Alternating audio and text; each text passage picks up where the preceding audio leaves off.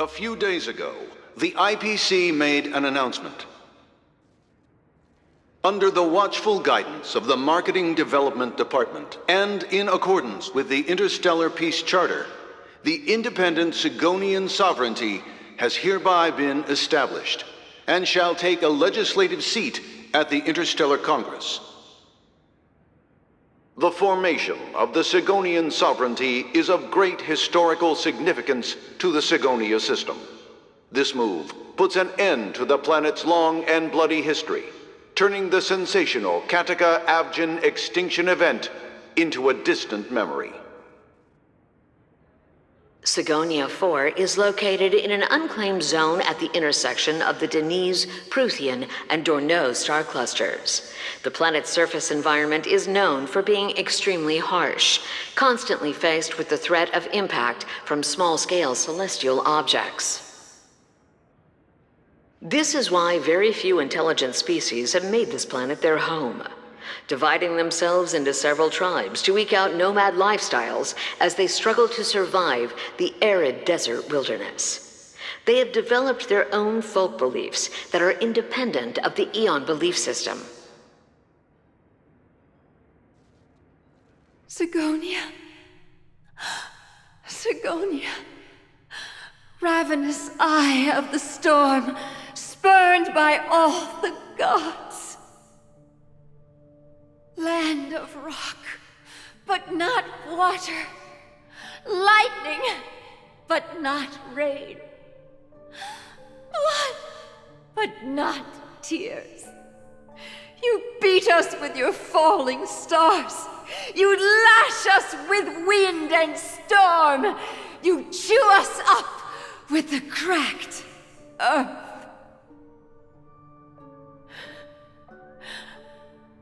You promised us a land of honey, yet yoked us beneath a sword of bitterness. Oh, Gaiathra Triclops, if thou can hear me, please open up thy 3 eyes and gaze upon this child. When you took his father, my child was still sleeping in my belly. And where my husband went, I too soon must go. I don't ask for a peaceful death, just for you to tell me, does the baby swaddled sweetly asleep? Does he dream of his mother's heartbeat and the sound of falling rain? Please tell me whether this life is all just a fleeting dream. Otherwise, why would this child be born to face impending death? Mommy! Mommy! Mommy, the rain! It's raining! Raining?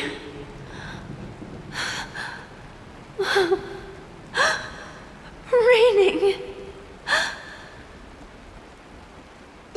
It is raining! It's true! Those Outworlders weren't lying to us. They really did summon the rain. Mommy, we can leave here. We can go back home.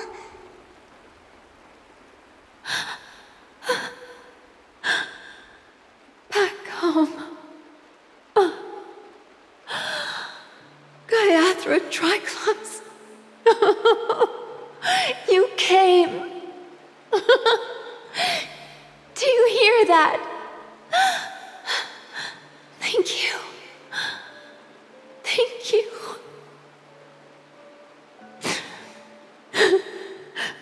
Darling, listen. This is the sound of rain. On the day you were born, the sky also sent down a gift like this from Gaiathra.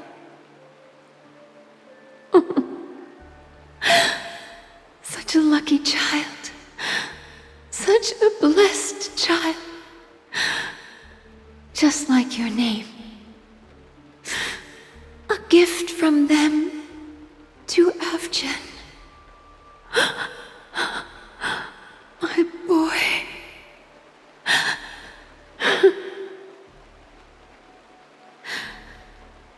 May the goddess Gayatri close her eyes 3 times.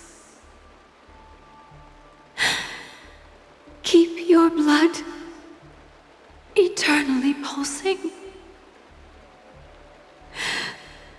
Let your journey be forever peaceful. And your schemes forever concealed.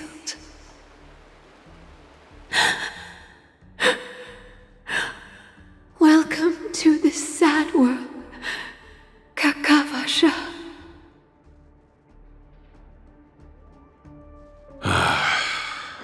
Time to wake up, gambler. Oh, heavens. I must have drunk too much Soul Glad. Didn't expect you to be back so soon. How is it? Find anything? Just as you guessed. Nobody outside knows about Robin's death. There aren't even baseless conspiracy theories. They're still streaming the rehearsal for her ceremony, using a stand-in, I guess. They must be dreaming. Of course.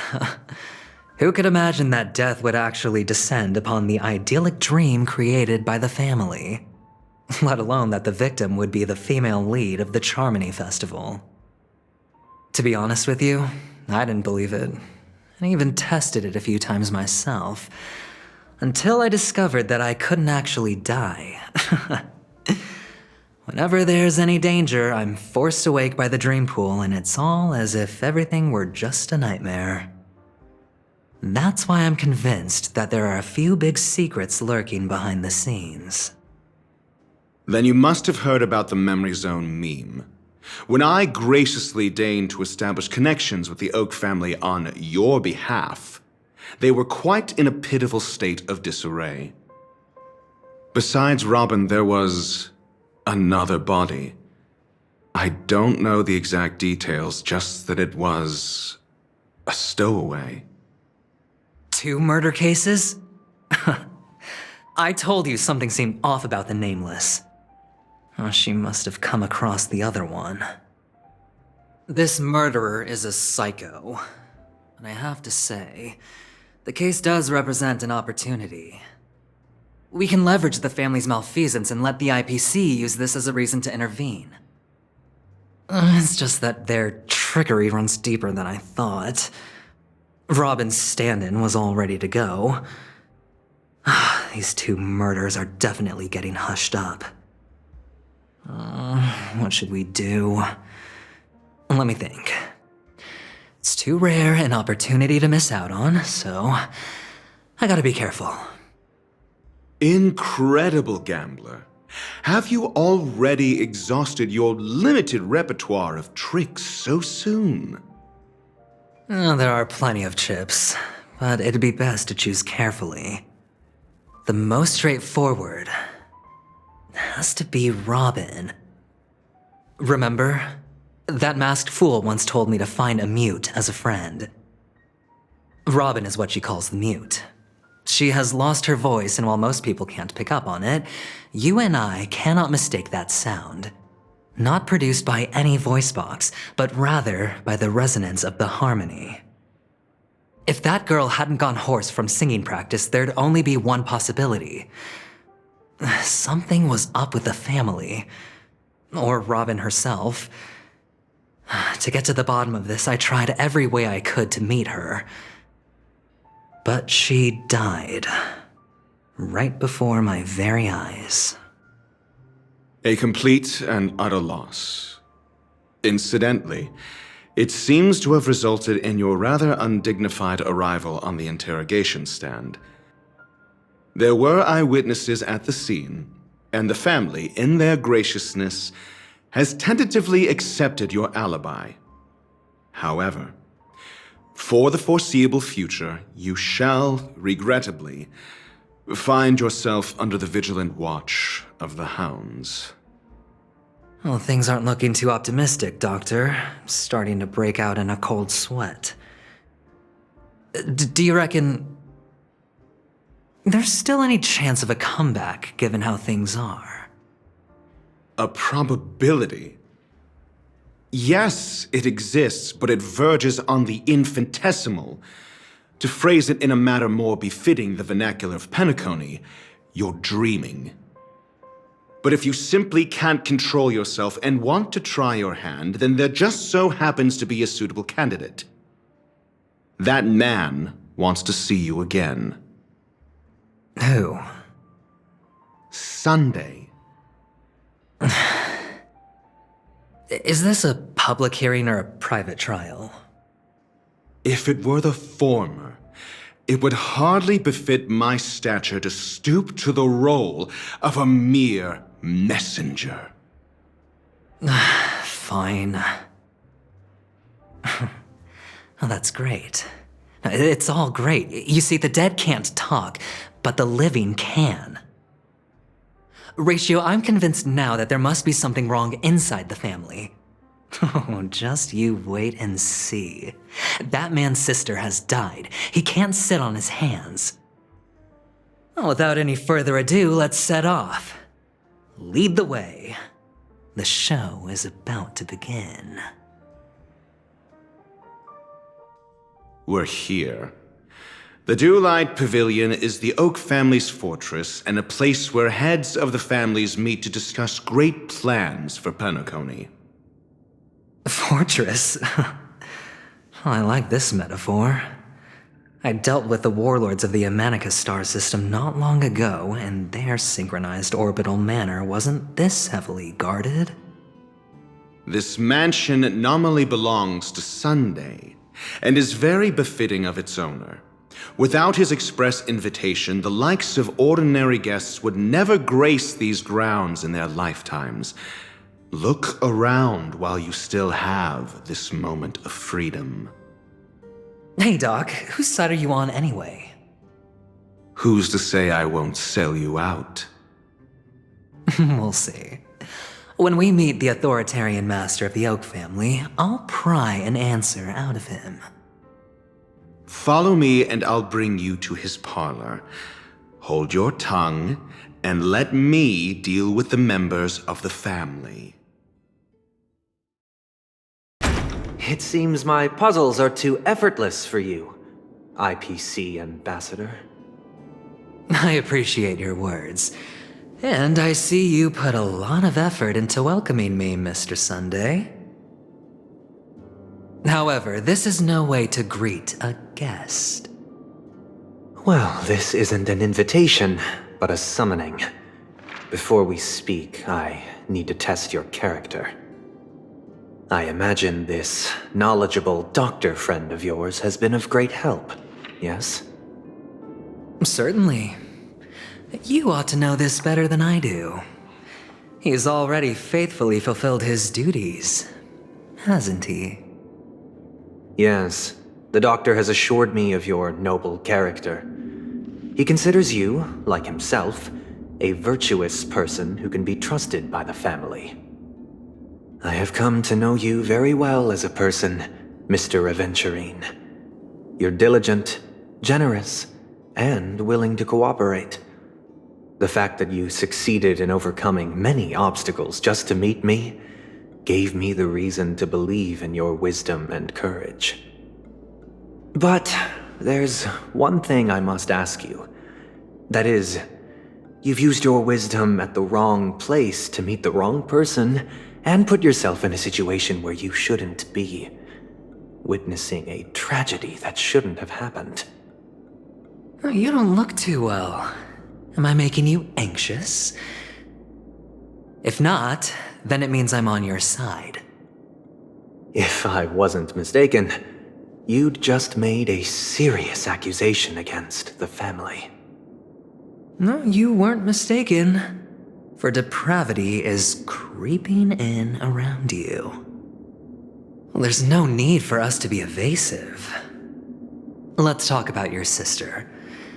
Your sister's talent is unrivaled in the world of show business. As you know, her voice has been out of tune since she returned to Penacony. What's more disheartening, she can't sing anymore. Who could be responsible for this? Many suspect the culprit is among the outsiders, but I know you hold a different opinion.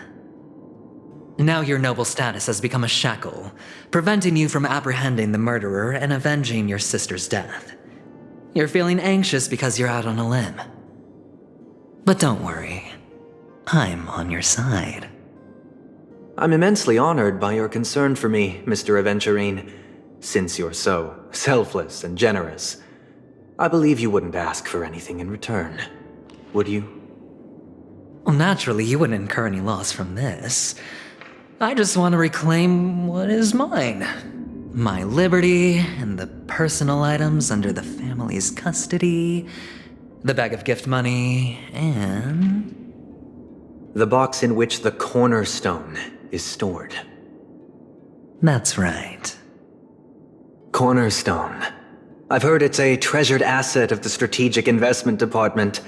A sacred stone that seals the Preservation Emanator, granting significant power, and every liquidation specialist holds one. For an object so precious, it probably comes at an even higher price than other forms of recompense. Well, I'm sure you're aware of the high level of risk I'll be undertaking to bring the truth to light. Mr. Aventurine, when you're out and about, do you always make adjustments to your appearance? Your tie should be on the center line. Your shirt must not protrude from your vest. Your trouser creases should be perfectly straight, and always aligned with the tips of your shoes. Of course. But I don't, because it's not appropriate to do so in public. You should make sure everything is presentable and in order before leaving the house. I'm not the kind that takes risks. The cornerstone must be in the custody of the family. No room for negotiation? Please, don't let me turn you down twice. Sure. The gift money is good enough. I suppose you wouldn't mind that. After all, a merchant can't function without a bargaining chip. You compromised quicker than I thought. Unfortunately, it's a gambler that needs a bargaining chip, not a merchant. I can give you your gift money, but before that, I want you to tell me.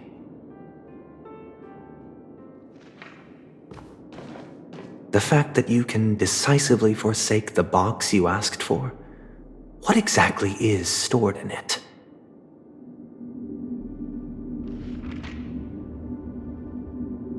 Oh, triple-faced soul, please sear his tongue and palms with a hot iron, so that he will not be able to fabricate lies and make false vows. What have you done? Under the light of the harmony, all wickedness is revealed. I implore them to shed their light, and I'll ask you questions on their behalf. Next, you have 113 seconds to prove your innocence and gain my trust. And if I refuse to answer? You can try, and we'll see if the harmony rejects you. Question. Do you own a cornerstone? Yes. What a simple answer. You, too, understand that idle chatter leads only to poverty. Did you hand over the cornerstone to the family when you entered Penacony? Yes. Does the cornerstone you handed over to the family belong to you? Yes. Is your cornerstone in this room right now? Yes. Is your memory free from any kind of tampering or deletion, encompassing but not restricted to the techniques of the Garden of Recollection? Yes. Are you an Avgin from Sigonia? Yes.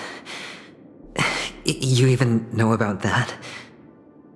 Do the Avgins have any ability to read, tamper with, or manipulate one's own or another's mind? No. Does it matter? Do you love your family more than yourself? Yes. All the Avgins were killed in a massacre. Am I right? No. Are you your clan's sole survivor? Perhaps. Do you hate and wish to destroy this world with your own hands?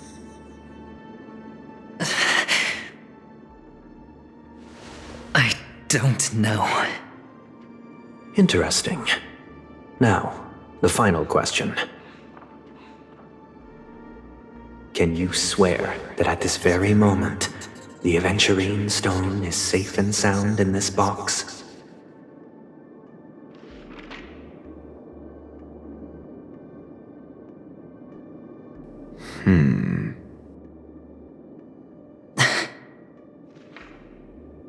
Of course. Looks like we can get an answer. Open it, Mr. Aventurine. It's your last chance to defend your honor.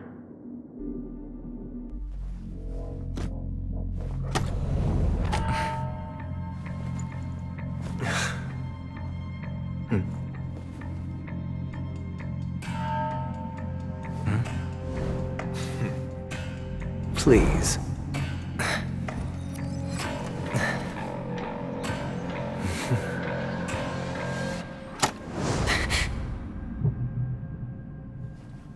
Are these what you're looking for?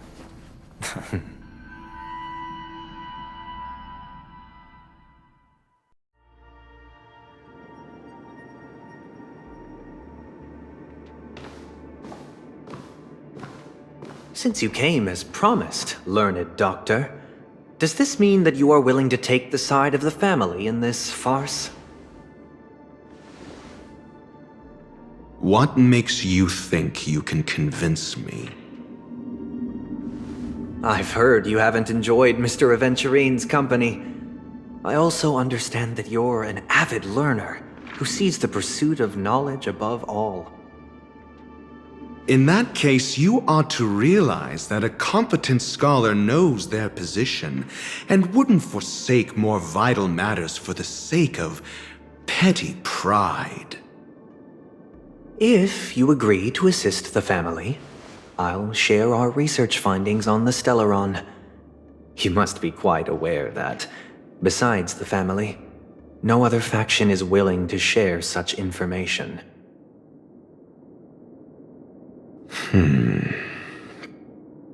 Cut to the chase.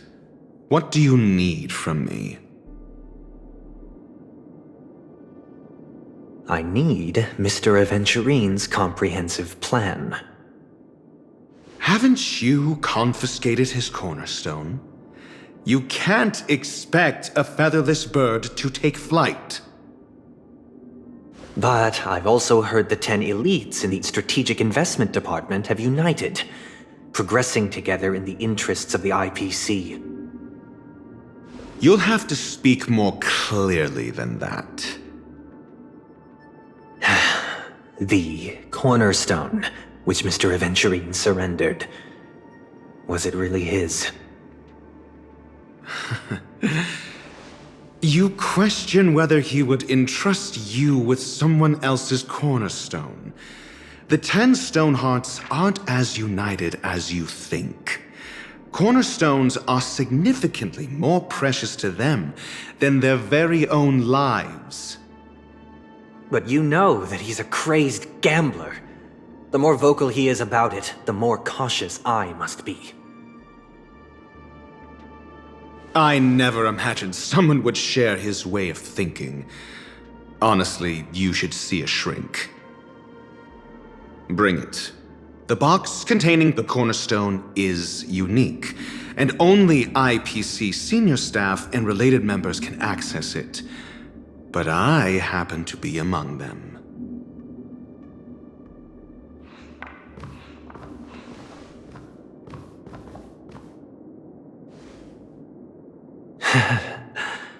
I appreciate it.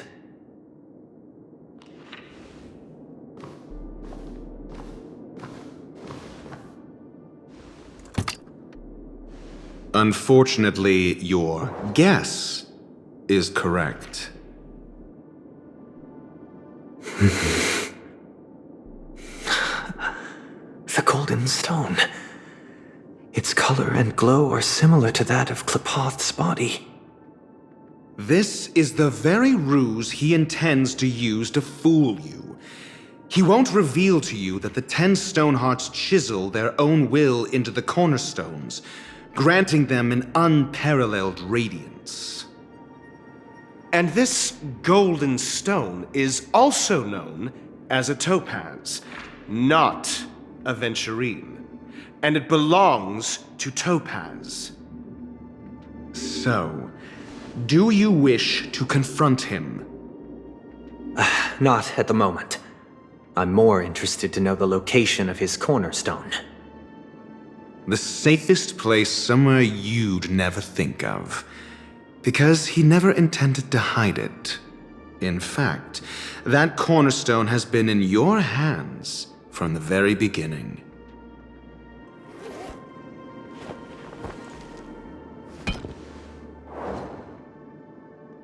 I see.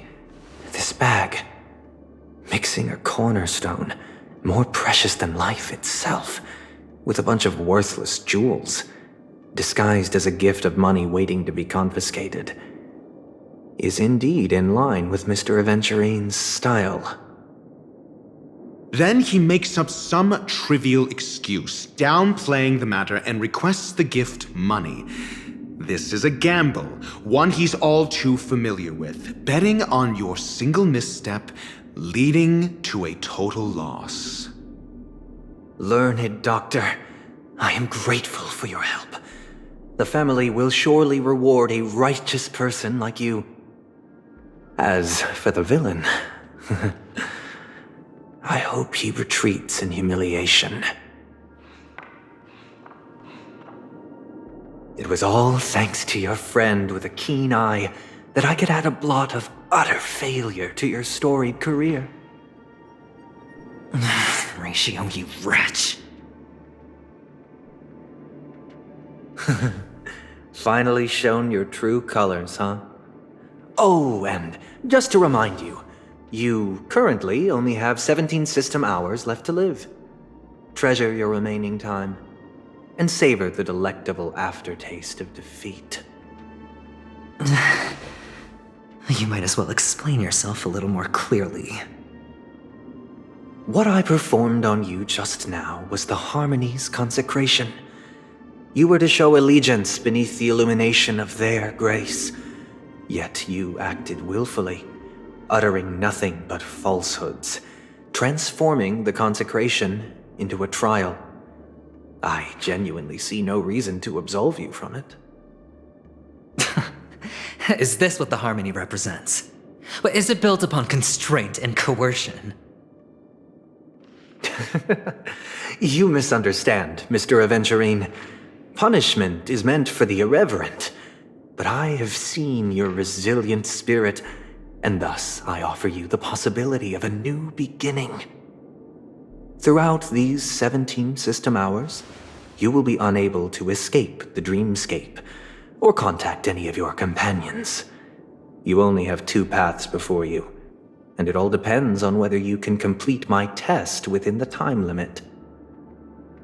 Should you succeed, you will be able to coalesce into the Harmony and be with your family.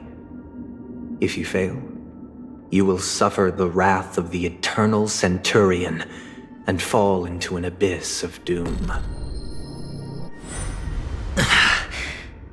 Sounds like I'm gonna end up the same either way.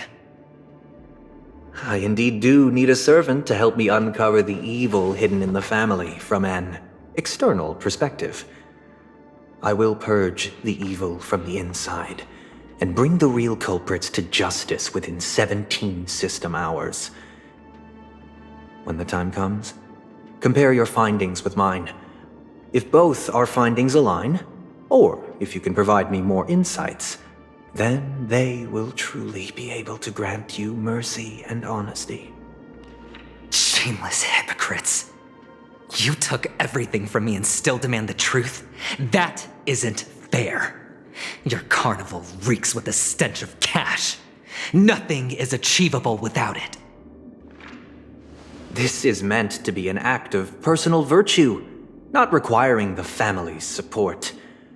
Your bag is over there. Do as you please. I believe you can trade this bag of worthless jewels for everything you need. That's what gamblers excel at, isn't it? Off you go, Mr. Aventurine. You are free. I will wait here for your good news.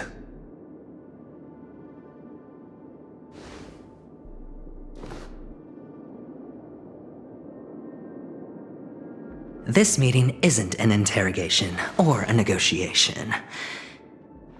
It's an outright execution. Why would I do that, Mr. Aventurine? I'm just wondering what a passerby who stumbled upon a scene of a murder could have found out. That's all. By the way, before you go, I have a personal question. What is it now? Do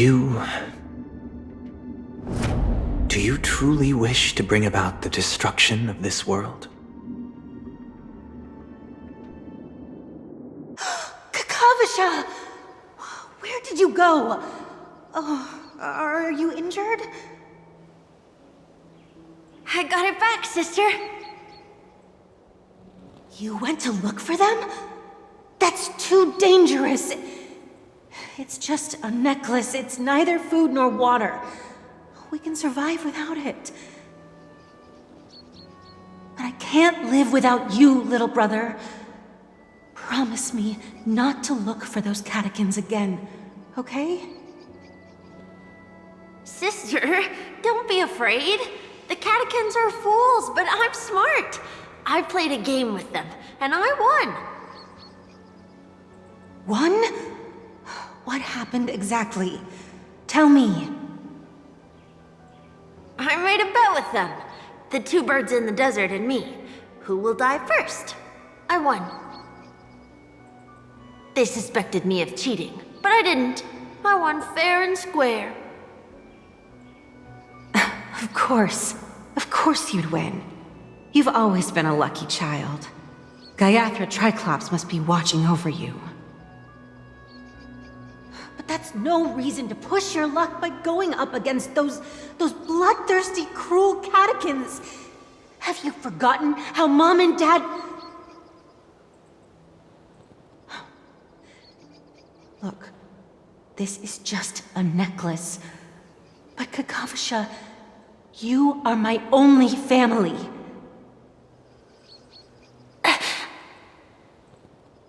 I'm sorry, sister. I thought you'd be happy. Because Mom left you this necklace. There'll be no next time. It is important. But not as important as you, my dearest brother. I don't blame you, but you must remember what Mom said. Pain and poverty are the trials of Gaiathra Triclops. She has also granted us a chance. And that's your good luck, Kakavasha. Your good luck is the most precious wealth we, all Avgin, have. You're a child blessed by Gaiathra Triclops and can lead the clan to happiness. So always remember to protect yourself and never resent the pain and poverty you're going through, all right?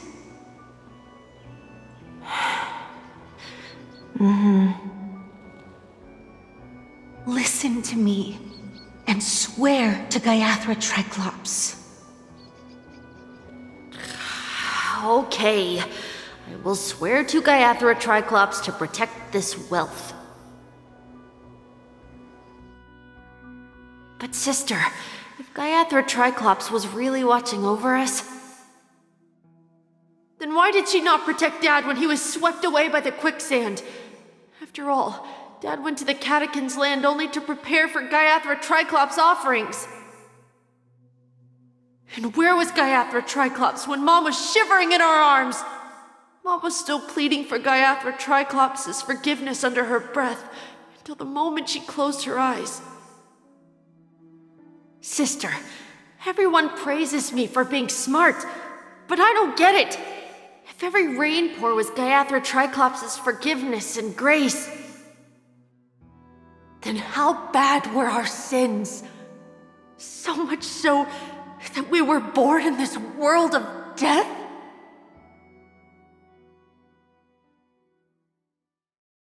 Even after that chilling tragedy, this dream is still running effortlessly. Other than the family of the Harmony, it's hard to imagine any other power in the universe that could sustain a building of such magnitude. The family itself is a huge, perfect building, like a living idol. Each member of the family sees themselves as a piece of the divine puzzle, revolving around a singular core and a shared ideal. Under their command, they loyally fulfill their roles, offering themselves while also receiving sustenance in return. Interesting analogy. Perhaps that's why Penacony's beautiful dream has persisted for so long. But the human body has its limits, and so does the divine's. That doesn't sound like the kind of comment a Galaxy Ranger would make. Just pointing out the facts. Mr. Yang will definitely have a better sense of what's going on than I do. Why do you say that, Miss Acheron? The beautiful dream is crumbling. But not because of a particular eon, a particular faction, or a particular visitor. Its collapse stems from a certain inevitability of human nature. The family refuses to acknowledge this, and it has ultimately backfired and become a catalyst. As people immerse their souls in the dreamscape, where consequences and pain cease to exist, and only ease and pleasure prevail, they draw closer and closer to necrosis. Regardless of the perceived bliss, death looms as the inevitable conclusion. Also, this necrosis will diffuse and spread. One piece of the puzzle's mutation will eventually cause the entire building to shake, break, and crumble. In the end, the dreams that people built in the name of freedom became the cage that imprisoned them. I'm sure you've gained a lot from this trip, Miss Acheron. Are you willing to share your findings with me? Of course. That's if I remember. Someone once said to me, Penacony wasn't like this a long time ago, nor should it be. I've traveled through the reality and dreamscape of the planet of festivities, watched the tides of night rise and fall when time stopped for people,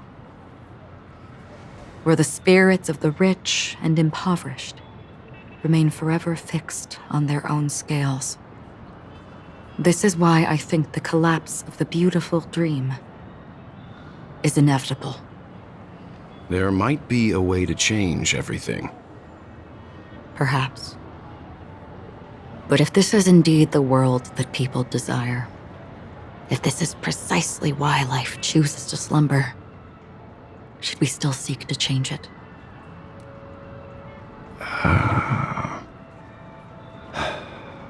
Miss Acheron, now it's my turn to share a story with you. There was a man from my homeland who, at a time when the world was grappling with deep, unhealable pain, made a choice.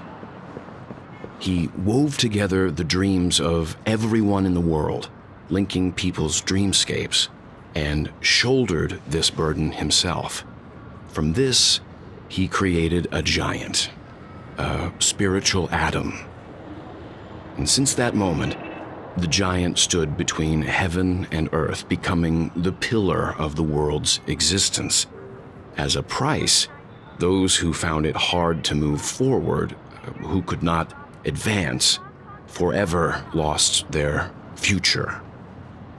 They slumbered in a dream, devoid of disaster and pain, living out their days peacefully in the man's created utopia. And it is because of the wishes of those people who wished not to awaken that this spiritual Adam became unbreakable. And yet, you stand here right now, which also means that man failed. Because people must always move towards the future.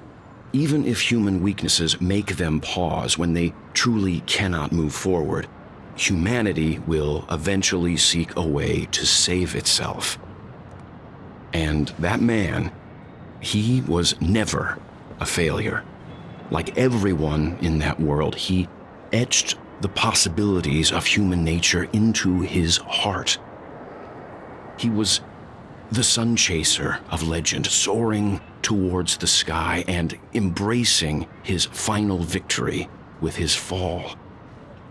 He ascended to heights uncharted, only to come face to face with the sun, a place not visited by anyone before.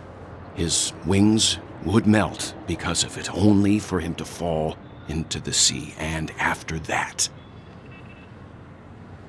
countless others would surpass him, soaring to even greater heights. A fitting metaphor for the Nameless's trailblazing spirit. Thank you, Mr. Yang. I know what you wish to confirm. The universe has innumerable similar, yet different worlds. In these worlds, there are innumerable people who look alike, yet don't.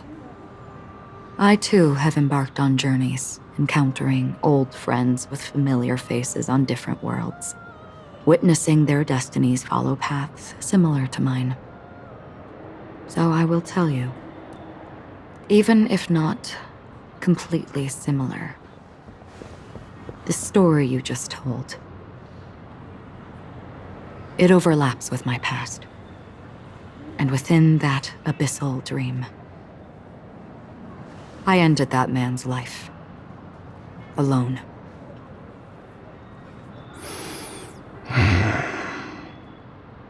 I am not who you think I am, nor will my home be as fortunate as your world. I am sorry. It's fine. I don't mind, so long as I can alleviate your suspicions. There's something I still wish to know, Miss Acheron. Under that representation of the hunt, exactly what sort of power is it that has motivated your solitary journey thus far? Mr. Yang, before answering that question, I wish to continue the previous topic. I like your analogy very much. Indeed, birds are born to fly. But in a distant past, their ancestors could only gaze at the sky in envy. They saw that faraway ray of light from above the heavens, piercing through the clouds and blanketing the earth. And so, time and time again, generation after generation, the birds spread their wings and took to the sky, attempting to touch its ceiling, all because the sun was there. Then, what if the last bird finally soars into the sky, only to realize that the end of the light is not the sun, but darkness? Then why, exactly, do we even walk towards the light?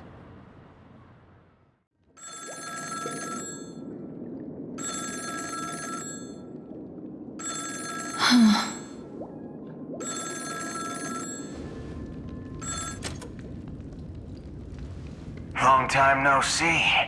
Having fun on Penacony? Acheron? This voice, it's not Constance. Could it be her companion?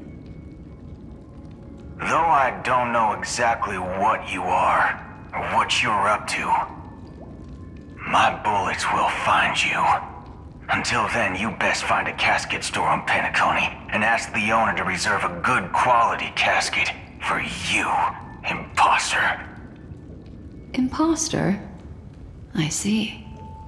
She gave my whereabouts to someone who's tracking Acheron too. Who are you? Huh? Did I make a mistake? Who the fudge are you? I'm the Garden of Recollection's memo keeper. Not bad. This is the kind of tough challenge I like. You that imposter's bodyguard? Never mind. It's fine. I'll leave a round for you. So get that forehead clean and wait for me.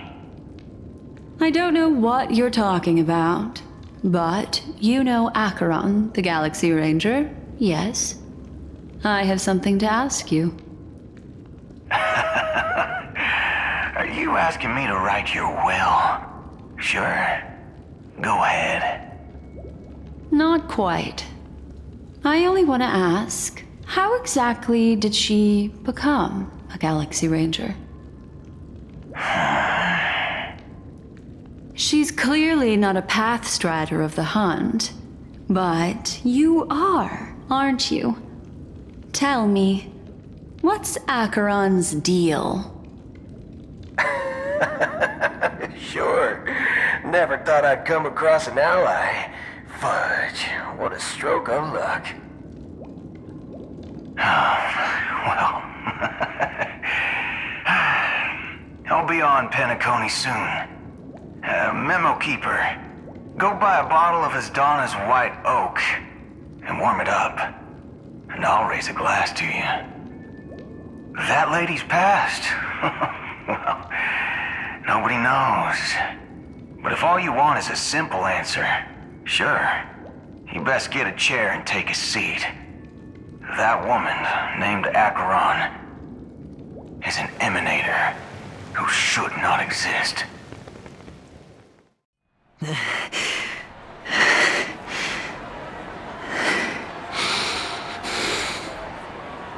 You look pale.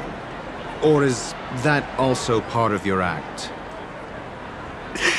I didn't think you'd have the nerve to show yourself. I thought this was exactly what you wanted. After all, I faithfully fulfilled my duties as you instructed. Just tell me if you can't hold on any longer. So, the genius of the Council of Mundanites wants to be my Undertaker now.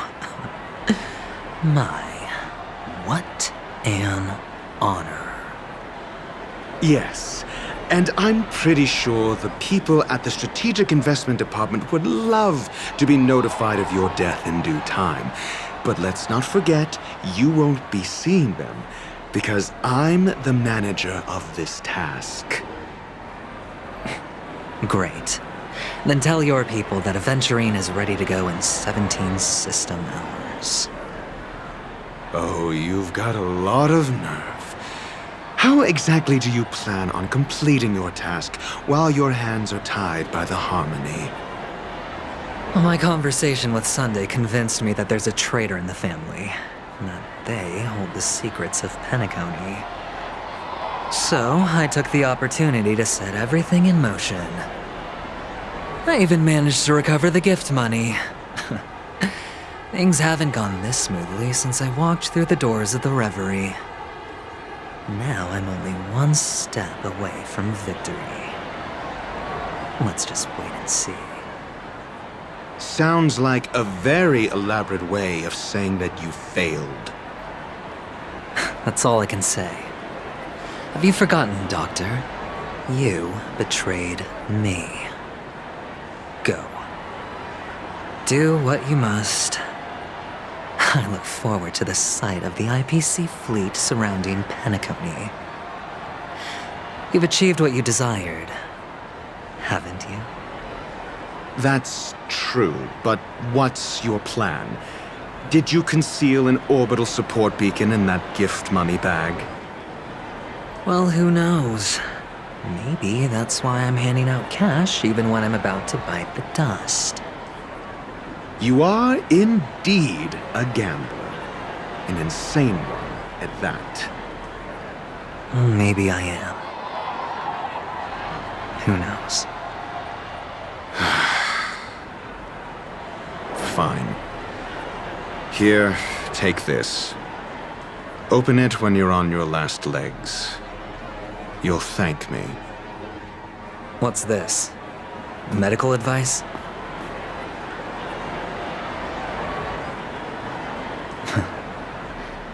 You catch on pretty fast, Doctor. Asking me to solve a case without giving a single clue. How typical of you, wing-headed scoundrel. But the way you're all on edge about that stowaway, it's just as I guessed it would be. As for now, let the rain of wealth from the IPC fall evenly on everyone.